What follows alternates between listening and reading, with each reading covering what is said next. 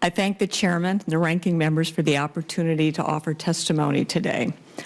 Prior to 2009, I felt that supporting the IPCC consensus on climate change was a responsible thing to do. I bought into the argument, don't trust what one scientist says, trust what an international team of 1,000 scientists has said after years of careful deliberation. That all changed for me in November 2009 following the leaked ClimateGate emails that illustrated the sausage making and even bullying that went into building the consensus. I started speaking out, saying that scientists needed to do better at making the data and supporting information publicly available, being more transparent about how they reach conclusions, doing a better job of assessing uncertainties, and actively engaging with scientists having minority perspectives.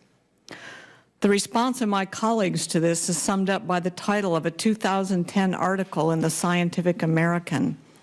Climate heretic Judith A turns on her colleagues. I came to the growing realization that I had fallen into the trap of groupthink.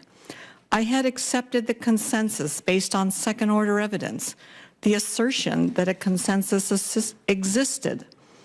I began making an independent assessment of topics in climate science that had the most relevance to policy. And what have I concluded from this assessment? Human-caused climate change is a theory in which the basic mechanism is well understood, but whose magnitude is highly uncertain.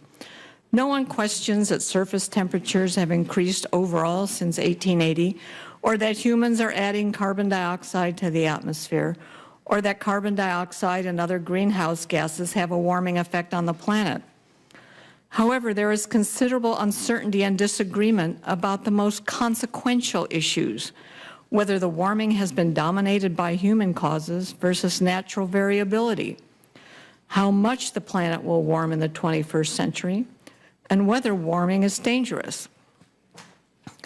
The central issue in the scientific debate on climate change is the extent to which the recent and future warming is caused by humans versus natural climate variability. Research effort and funding has focused on understanding human causes of climate change.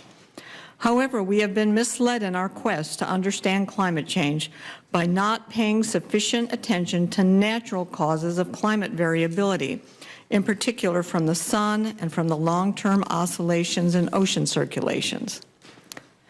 Why do scientists disagree about climate change? The historical data is sparse and inadequate. There's disagreement about the value of different classes of evidence, notably the value of global climate models.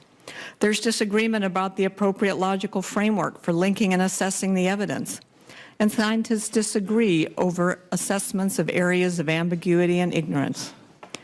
How then and why have climate scientists come to a consensus about a very complex scientific problem that the scientists themselves acknowledge has substantial and fundamental uncertainties? Climate scientists have become entangled in an acrimonious political debate that has polarized the scientific community. As a result of my analyses that challenge IPCC conclusions, I have been called a denier by other climate scientists, and most recently by Senator Sheldon Whitehouse.